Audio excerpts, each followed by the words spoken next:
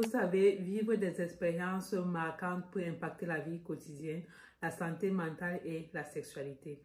Et parfois même, dans la chambre à coucher, s'installent des traumatismes sans que l'on ne s'en aperçoive. Ils ne sont pas forcément sexuels, mais peuvent être reliés à toutes sortes d'expériences douloureuses ou marquantes.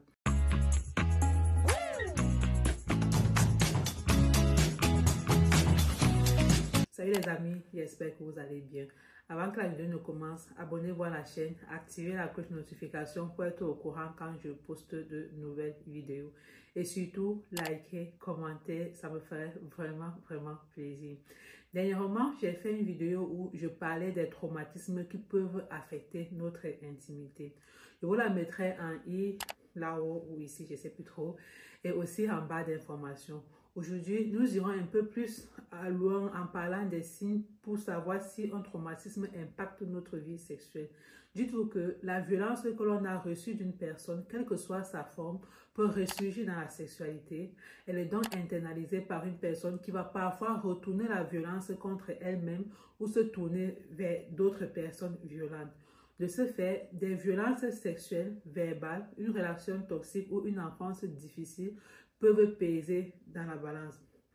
Et c'est là où vous devrez vous poser cette question. Et si ce que l'on prend pour une préférence sexuelle, comme la violence pendant les rapports ou encore une réticence, une douleur pendant le sexe, était en fait le résultat d'un traumatisme?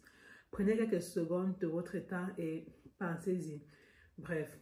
Pour vivre une sexualité épanouie, on dit souvent qu'il faut lâcher prise. Mais baisser la garde est impossible quand on a vécu des expériences traumatisantes qui nous affectent différemment et nous apparaissent plus ou moins clairement. Du coup, dans une situation de vulnérabilité, il est difficile de se laisser aller. C'est un peu comme si le cerveau essayait d'avoir le contrôle sur le corps et on se retrouve dans une position d'hyper-contrôle. Et là, le corps se rappelle les traumatismes parfois enfouis. Et ça, en fait, c'est un phénomène de réviviscence qui apparaît dès qu'on va toucher de près ou de loin au sujet de la sexualité. Le corps a en fait imprimé une attitude réactionnelle de fermeture.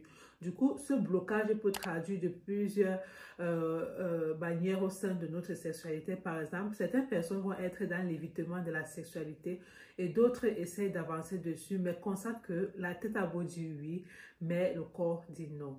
Et donc, cela se traduit par des douleurs à la pénétration ou tout simplement une impossibilité à la pénétration.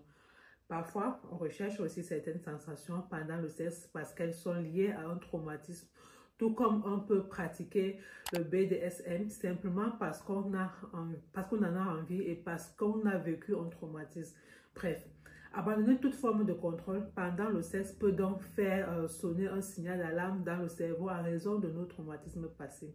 Mais comment savoir si votre vie sexuelle est impactée par votre passé? Je vous donne donc 5 signes qui peuvent vous aider à identifier un éventuel traumatisme à travers le sexe. Le premier signe est de ressentir le besoin d'être performant ou d'être performante pour ne pas décevoir votre ou vos partenaires et craindre par la suite un rejet au cas échéant. Le deuxième, c'est de ne pas se sentir assez attirant ou assez attirante. Le troisième signe, c'est de s'engager dans des relations à risque qui, par la suite, ne paraissent pas gratifiantes car elles n'apportent pas de connexion à son propre corps et ou à celui des autres. Le quatrième signe est de tromper constamment son partenaire pour s'en détacher. Cela peut être le signe d'une difficulté à s'engager en raison d'un non-attachement précoce à un proche, un soignant ou alors d'une relation ultérieure. Le cinquième et le dernier signe est le fait de ne pas se sentir pleinement présent pendant des rapports sexuels, que ce soit par détachement ou dissociation ou obsession de la performance. Et dites-vous que tout ceci pourrait être le signe qu'un traumatisme fait blocage. C'est à ce moment que vous me demandez, mais là, comment apaiser sa sexualité? Alors, il existe 1000 moyens de retrouver le chemin vers la sexualité, la clé étant de travailler sur l'esprit sans négliger un travail sur le corps. Il faudrait travailler toutes les croyances liées à la sexualité et c'est pour cette raison que apaiser l'esprit est la première étape d'une réconciliation avec sa sexualité. Ensuite, on peut travailler sur le corps et là, on essaie de retrouver le contact avec le corps. On tente de recréer ce lien entre le cerveau et le corps pour montrer que oui, j'ai la possibilité de poser des limites. OK?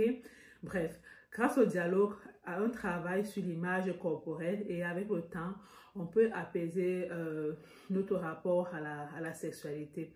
Les amis, c'est ici que la vidéo se termine. J'espère que vous aura plu. N'hésitez pas de poser vos questions en commentaire.